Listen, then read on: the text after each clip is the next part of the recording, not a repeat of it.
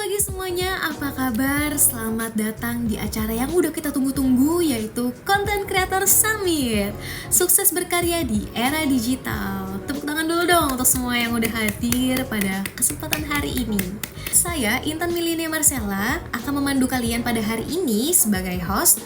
Dan selain kita bakal ngobrol seru, saya juga akan berbagi pengalaman saya sebagai content creator. Nah, sebelumnya saya mau nanya dong, kalian pernah gak sih ngerasa minder untuk memulai sesuatu hal yang baru? Karena saya tuh waktu dulu begitu ya. Setiap saya memposting sesuatu konten, muka saya tuh selalu ditutupin pakai stiker. Dan ngerasa gak pede banget deh. Tapi sekarang, saya tuh lebih percaya diri. Dan itu berkat perjalanan yang penuh dengan pembelajaran. Pada kesempatan kali ini saya akan bercerita tentang awal mulai perjalanan saya, kenapa jadi content creator itu tuh seru banget, dan plus minusnya tentunya juga gimana sih cara memulainya, dan saran masukan untuk kalian yang mau memulai untuk jadi content creator. Ya, jadi profesi saya saat ini adalah sebagai fashion dan juga beauty content creator di media sosial, terutama di platform X. Dan kurang lebih saya sudah menjalani profesi ini selama 4 tahun. Saya tuh senang banget bekerja sama dengan brand dan juga suka membuat review dengan cerita-cerita yang menarik dan juga membangun koneksi dengan audiens saya. Awal mula saya menjadi content creator tuh awalnya karena iseng berhadiah. Nah, saya tuh awalnya tuh posting konten tuh yang cukup sederhana. Saya cuma bikin foto ataupun video OOTD saya, apa yang saya pakai, dan saat saya memposting itu saya juga karena nggak pede, saya tutupin wajah saya pakai stiker. Jadi nggak ada yang tahu tuh muka asli saya bagaimana. Bahkan saya sampai nggak pengen gitu kalau misalkan teman-teman dari live saya tuh mengenal saya sebagai profesi content creator ini. Dan awal saya membuat konten itu juga dengan peralatan yang sederhana, nggak kayak seperti sekarang ya. Saya itu lightingnya minim, pakai cuma cahaya matahari aja, dan saya juga memakai, ini adalah handphone pertama kali saya membuat konten, handphone Android yang lumayan jadul untuk saya bikin foto ataupun video. Lalu saya juga kontennya sederhana, saya tuh cuma bikin kolase foto-foto dan juga berisikan kayak rekomendasi produk fashion dengan harga yang terjangkau. Dan ternyata itu sangat menarik peminat audiens gitu. Ternyata mereka sangat merespon positif, sehingga akhirnya mulai deh tuh saya mendapat cuan dari situ. Saya mulai mengupgrade dengan cara handphone saya jadi lebih oke. Akhirnya mulai dari situ konten saya menjadi lebih bagus. Saya juga mencoba untuk mengupgrade diri saya sendiri, bagaimana caranya biar makin dikenal sama orang dan konten saya makin menjadi lebih bagus lagi. Lalu akhirnya saya mencoba untuk menaikkan kepercayaan diri saya dengan cara memposting foto OOTD saya seperti biasa tapi tanpa memakai stiker. Dan ternyata responnya juga positif banget. Ternyata banyak peminatnya, makin banyak peminatnya, saya semakin dikenal banyak orang-orang. Dan mulai dari PD-nya itu akhirnya saya mulai dapat endorsan make up dan skincare. Nah, yang tadinya saya sebagai profesinya itu awalnya menjadi fashion creator, akhirnya menambah profesi lagi menjadi beauty content creator. Dan itu menjadi hal baru banget untuk saya karena saya nggak terbiasa untuk menampilkan wajah saya memakai make up ataupun skincare. Dan dari situ akhirnya saya mulai membuat konsisten kepada diri saya sendiri. Setiap kali saya mau keluar rumah pun saya tuh sambil bikin konten. Misalkan saya ke cafe nih, tapi saya sekalian deh bikin foto OOTD lumayan buat konten. Nah, seperti itu. Mungkin dari kalian juga ada yang bertanya, kenapa sih harus jadi content creator?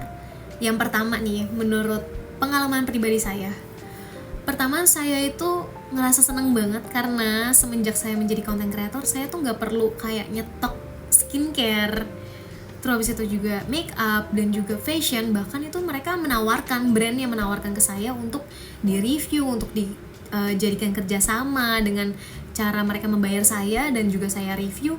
Itu menjadi hal yang menguntungkan buat saya menjadi content creator. Lalu yang pastinya saya juga lebih kenal banyak orang, banyak followers, dan ya ini yang paling paling penting adalah saya mendapat cuan dari bikin konten gitu. Karena tadinya tuh konten kreator ini menjadi side job saya. Tadinya saya ngantor, nyampe akhirnya ternyata penghasilan saya menjadi konten kreator itu melebihi dari pekerjaan saya di kantor. Saya ngerasa jenuh gitu, kenapa saya harus ngantor selama saya juga harus membagi waktu untuk kuliah dan segala macam. Akhirnya saya memutuskan untuk resign dan memutuskan untuk memfokuskan diri menjadi konten kreator gitu. Nah, yang pastinya benefit lainnya itu selain uang dan juga mendapat produk gratis, saya juga ngerasa mendapat pencapaian yang baru di hidup saya. Salah satunya itu adalah pencapaian paling besar saya itu adalah bisa membeli kendaraan pribadi untuk keluarga saya. Jadi karena saya juga terlahir di keluarga yang sederhana, saya tuh bukan pewaris, tapi saya mencoba untuk mewariskan yang baik di keluarga saya gitu. Jadi saya mencoba untuk mensisihkan uang saya untuk membeli kendaraan, dan puji Tuhan itu tercapai di umur saya yang cukup terbilang masih muda, dan saya bisa jalan-jalan tanpa harus minta uang sama orang tua. Dan juga beberapa kali saya juga dipanggil diajak untuk berkolaborasi dengan brand, sampai saya bisa pergi ke luar negeri. Itu adalah salah satu hal yang gak pernah terbesit di pikiran saya, tapi ternyata saya bisa melewati itu semua, mendapatkan itu semua karena saya menjadi content creator. Mungkin ini adalah sebagian hal yang orang-orang gak tahu mengenai content creator. Dari tadi kita ngebahas tentang keuntungannya, tapi ternyata content creator juga ada minusnya loh. Dan ini adalah beberapa hal yang aku rasain. Pertama, persaingan content creator itu makin sengit. Di era digital yang sekarang ini, semua orang bisa menjadi content creator, dan gak sedikit juga content creator besar di luar sana yang followers lebih banyak, yang kontennya lebih bagus dan lebih maju.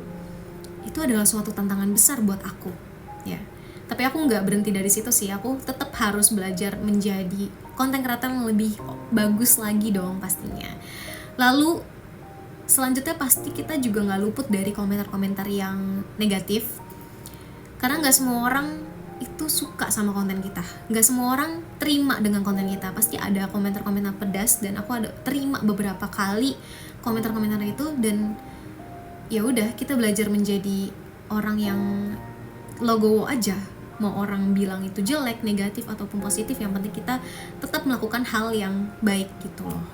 Dan selanjutnya adalah konsistensi.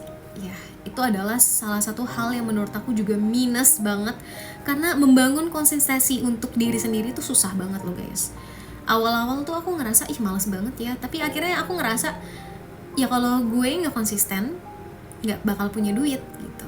Jadi akhirnya itu semua ditanamkan ke diri sendiri aja gitu. Karena mau nggak mau kita harus konsisten ya, kalau misalnya nggak konsisten nggak ada uangnya gitu loh guys. Terus gimana dong cara memulai untuk menjadi content creator? Menurutku ada 3 tahapan yang penting banget untuk kalian garis bawahi. Yang pertama itu adalah pilih niche yang sesuai. Jadi mungkin banyak kalian suka lihat akun yang gado-gado gitu, maksudnya dalam satu akun tapi memposting banyak hal, misalkan olahraga, musik, tari, masak, itu digabungin di satu akun. Dan itu sebenarnya harusnya nggak boleh, karena itu kita harus memilih satu konten, fokus kita tuh mau kemana. Kalau misalkan kalian suka masak ya bikin konten masak terus, kalau kalian sukanya bikin konten nyanyi ya udah nyanyi terus aja gitu. Jadi jangan dicampur-campur kalau menurut aku. Jadi kita harus memilih dulu satu konten yang mau kita fokusin tuh apa. Lalu selanjutnya adalah coba memulai menambah perintilan-perintilan. Kalau misalkan kalian udah punya modal, kalian bisa tambah gear konten kalian biar menjadi lebih bagus lagi. Misalkan mulai dari pencahayaan, tadinya cuma pakai matahari doang, tapi kalian bisa tambahin lighting kalau misalkan untuk konten malam hari seperti itu. Selain lighting juga kalian bisa upgrade mulai dari untuk suaranya, kalian bisa pakai mic eksternal. Terus itu juga mulai dari kamera, kalian bisa pakai upgrade ke handphone yang lebih canggih untuk editing dan juga untuk take video, foto gitu. Tapi itu semua bertahap, gak apa-apa, karena aku juga pun begitu, bertahap, gak semuanya langsung aku beli bret gitu, tapi ya udah satu-satu. Kalau misalkan ada rezeki aku beli gitu, untuk menambah konten yang menjadi lebih bagus lagi. Dan yang paling terakhir adalah konsisten. Ya ini dari tadi aku udah sebutin, konsisten itu adalah kuncinya. Kalau kalian mau maju, yang pasti kalian harus konsisten. Kalau misalkan kalian mau duitnya banyak, harus konsisten. Karena semua pekerjaan kalau misalkan kalian tidak lakukan itu secara konsisten, ya udah nihil jadinya. Ya, jadi kurang lebih itu dia perjalanan aku sebagai konten kreator, bagaimana aku memulainya, bagaimana suka dukanya. Dan aku punya satu pesan buat kalian, jangan pernah takut untuk mencoba hal yang baru. Bisa jadi hal baru itulah yang akan membawa kamu kepada kesuksesan. Setuju nggak teman-teman? Oke, saya Intan Milenia Marcella pamit undur diri. Semoga hari ini sharingnya bermanfaat buat kalian, dan sampai jumpa di sesi selanjutnya ya. Dadah.